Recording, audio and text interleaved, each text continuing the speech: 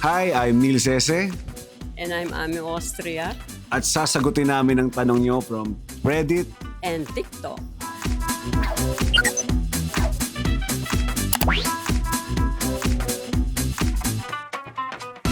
Ayaw ko, gusto ko lahat nung character ko sa Kamao. Very jolly siya, not the typical type of lola, not the typical type of drama. Ito yung drama, mabigat, and yet pinapagaan lang niya.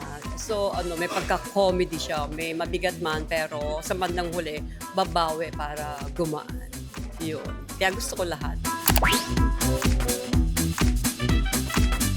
Nako, napakahirap po ng training na yan. Kasi mabuti, mahilig akong mag-workout tsaka exercise.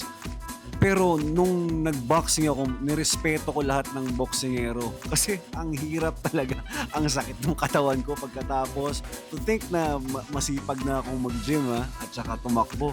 Pero after ko nung training ng boxing, para talaga akong lumaban ng boxing. Hirap na hirap akong bumangon the following day. Kaya sa lahat ng boksingero, saludo ako sa inyo.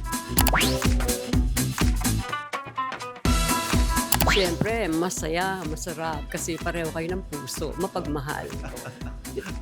Ako sobrang grateful na naging kapuso at maraming salamat at palagi nila akong binibigyan ng mga roles na, Oo nga. yun, na challenging na kumikiliti sa kaluluwa ko bilang artista. At sunod-sunod, Oh, walang yun. lang. Hindi, Yun ang maganda doon. Yun. Walang pahinga. Yun